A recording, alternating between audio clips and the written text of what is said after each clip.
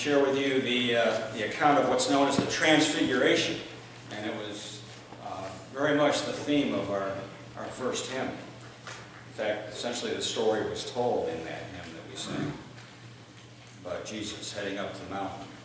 Some strange things that occurred. Now, about 8 days after these sayings, Jesus took with him Peter and John and James and went up on the mountain to pray. And while he was praying, the appearance of his face changed and his clothes became dazzling white. Suddenly they saw two men, Moses and Elijah, talking to him. They appeared in glory and were speaking of his departure, which he was about to accomplish at Jerusalem. Now Peter and his companions were weighed down with sleep. But since they had stayed awake, they saw his glory and the two men who stood with him. Just as they were leaving him, Peter said to Jesus, "Master, it is good for us to be here. Let us make 3 dwellings, one for you, one for Moses, and one for Elijah," not knowing what he said. While he was saying this, a cloud came and overshadowed them, and they were terrified as they entered the cloud. And then from the cloud came a voice that said, "This is my Son, my chosen. Listen to him." When the voice had spoken, Jesus was found alone, and they kept silent, and in those days told no one any of the things they'd seen. So ends the reading of God's holy word.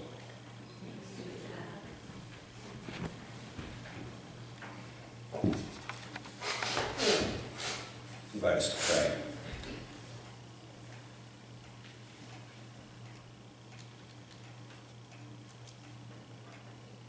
Holy God of understanding and light, we turn to you, having heard this rather strange account of the Transfiguration on the mountain.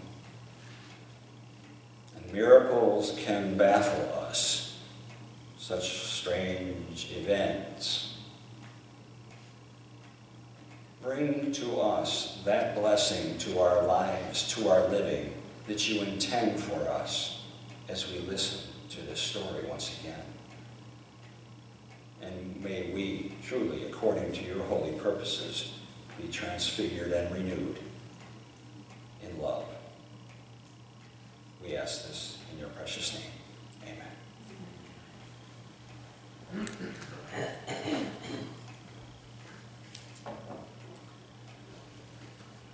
Well, raise your hand if you've ever driven on the Pennsylvania Turnpike.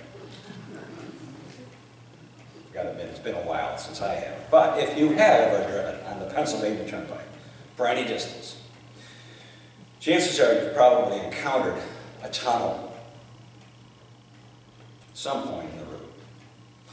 Interstate 76 is a highway renowned for its tunnels, boasting no fewer than 4 and some that are nearly a mile long. And so far as I know, each one of those tunnels at the entrance bears a sign instructing the motorist to turn on the headlights. It's a simple precaution, but an important one. We need light, especially when we're approaching oncoming vehicles at a rate of about 100 miles an hour in a tight little tube, not very well lit. Jesus was approaching something too at a rapid pace. He was moving head-on into an encounter with the forces of darkness, and he needed a whole lot more than headlights. And light he got in a big way.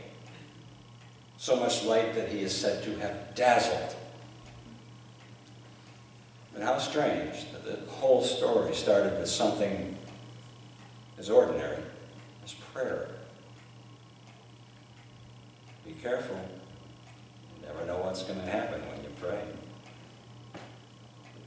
We may think of prayer as quiet and private, something you can get away with doing in a public library, or maybe in a room full of people sleeping.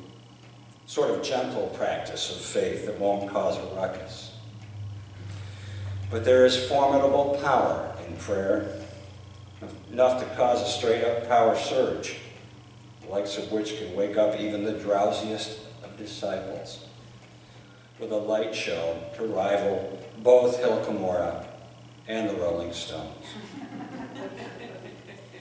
Jesus not only began to dazzle, but he was soon joined by two of the brightest lights of the Jewish tradition, Moses and Elijah, representing the law and the prophets.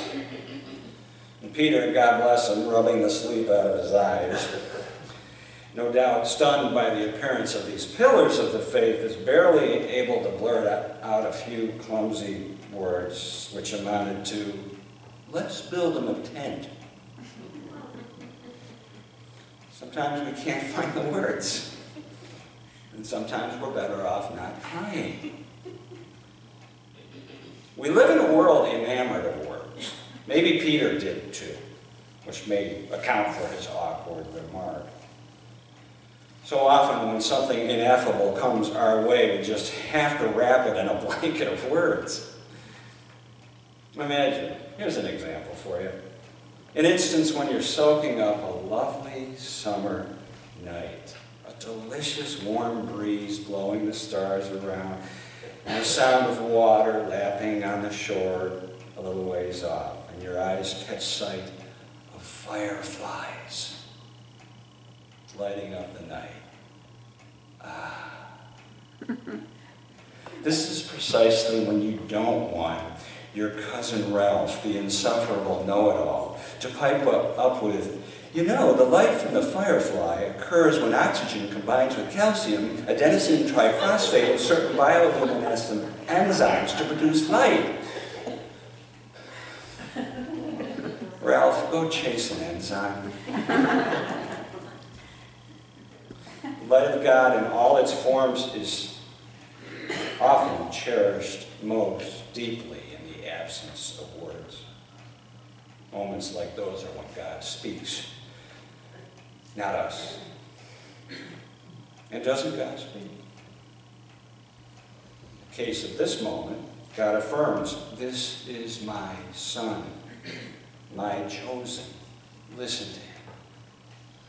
It was an endorsement for the ages, an affirmation that of all the lights in the universe that beg our attention, this light we do well to notice and follow. But we are a funny lot. Sometimes we resist the light altogether. I do, especially when I'm cleaning. Truly, I find dusting and vacuuming a whole lot easier when I leave the lights off. Most of it. Aside from not having to flip that very heavy light switch, low light makes my work look ever so much more thorough. But there are other places where light isn't especially welcome, more serious places that are a whole lot filthier than my living room. Places where injustice or cruelty or abuse prevail. And the light of Christ is anathema. That's when shining the light can get you into trouble, serious trouble. And I thank God for those possessing the courage to shine the light, even at their peril, because they will make the world safer and more just for all of us. Well, Jesus was powering up his light as he anticipated tangling with some of the deepest darkness in the world. Happily, the Gospel of John reminds us that the light shines in the darkness, and the darkness has not overcome it. We hear those words at Christmas time. And that is precisely the light that Christ offers to each of us, whether we're facing down dust bunnies or tangling with adversaries a good deal more frightening.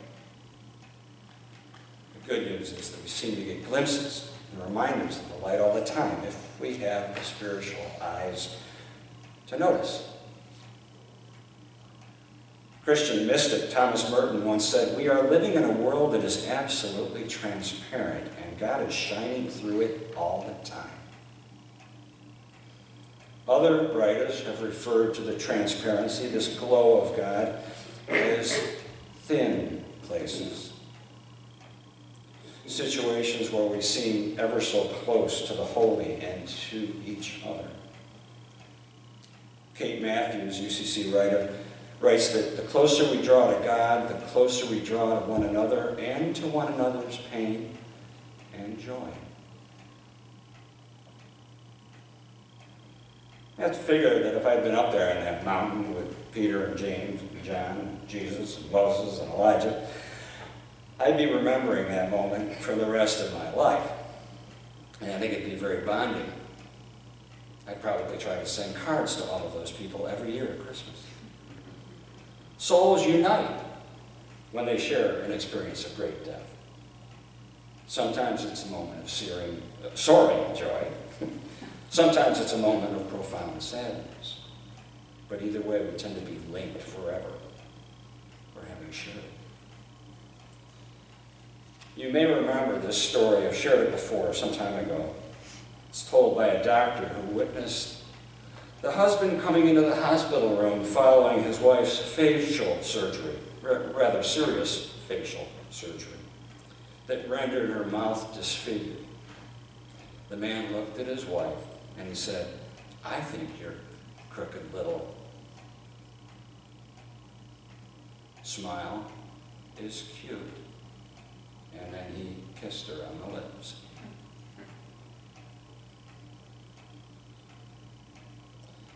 The doctor recounted that he had to look away.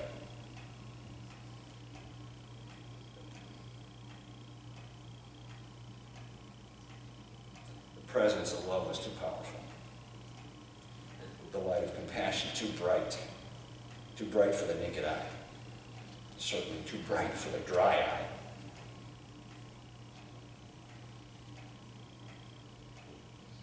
Those are moments of transfiguration, when the light of God almost seems to burn away any words we might try to bring to our lips.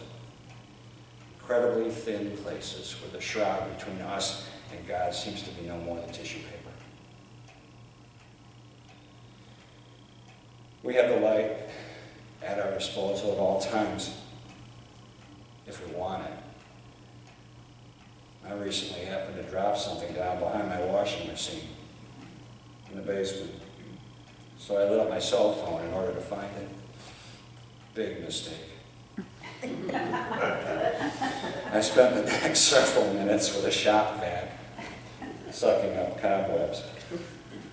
Sometimes God can be so inconvenient in shedding light, but always in the service of life and truth and love. I want to leave you with one last illustration of light that's dear to my heart, especially when we move through these often light-starved days of winter. It's my encounter with the Northern Lights up in the North Country. Perhaps it was the combination of the silence, the stillness, the cold. But the Northern Lights that day, that evening, stole my words away. And mercifully, Uncle Ralph wasn't nearby, so I didn't have to contend with, you know what causes that, don't you?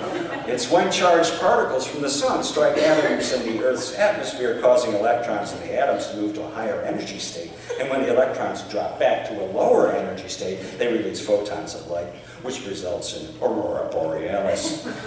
Oh, Ralph, you are one big borealis.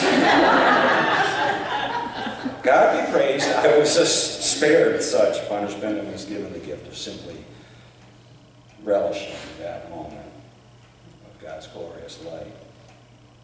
So my prayer is that we not only find ourselves immeasurably closer to God because of that light, but ever so much closer to each other too. Remembering that we are all born and bathed in precisely that light. Amen.